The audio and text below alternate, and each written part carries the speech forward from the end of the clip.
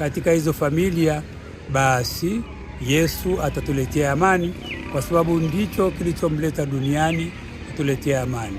Kwa hiyo tunaomba sana nyumbani, wazazi muwe na amani wenyewe kwa wenyewe, wazazi na watoto muwe na amani, na kufaulu katika hilo ni lazima tulete kitu kinachoitwa malezi.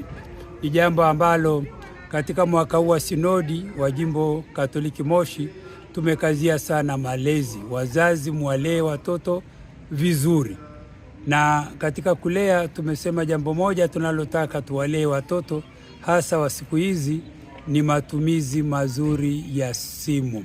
Simu ni chombo kizuri sana cha kuleta maendeleo na kinafanya kazi nyingi sana, lakini pia simu ni chombo cha hatari ambacho kinatuharibu kwa namna mbalimbali.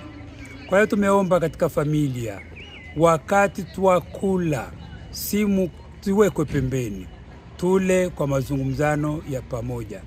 Kama tuna kikao kwenye familia cha mazungumzano ya aina yoyote, simu zikae pembeni, tuzungumze, tumalize, ndio tuendelee na simu zetu na mambo yetu mengine.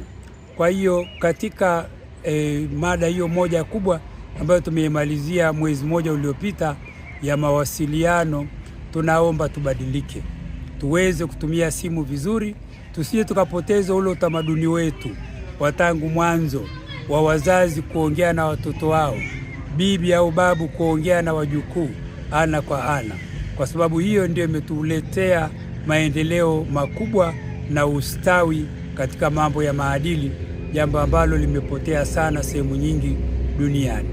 Kwa hiyo ndugu zangu, nawatakieni sana Noeli njema, na wote mliotoka kona mbalimbali kuja kwenye parokia yetu, tunaomba tuishi pamoja kwa amani katika parokia yetu.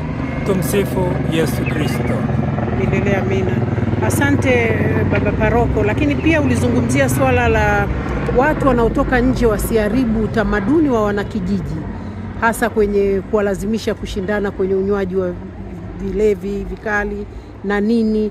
Ni nini hasa umeona na wito wako ni nini kwenye hili? Ndiyo, daima wanapokuja hawa, kwa kweli ni wazaliwa wa parokia yetu, lakini kwa muda mwingi wa mwaka wanafanya kazi mbali. Wanapokuja inakuwa ni furaha katika parokia, ni furaha kubwa sana, na kuna shamra, na wale vijana sasa wanaokuwa hapa wanapenda sasa washabikie uwepo wenu hapa. Sasa tunachowaomba, muwashirikishe mambo mazuri. Kwa mfano, kati ya matatizo tuliyopata mwaka jana ni vijana kushindanishwa kunywa pombe kali.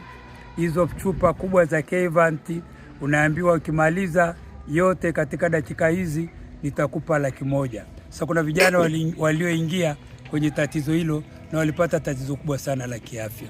Kwa hiyo msiwashindanishe katika mambo ya hayo. Kama unataka kumpa pombe nzuri, kuna pombe ya kienyeji, mbege au bia nzuri aweze kunywa.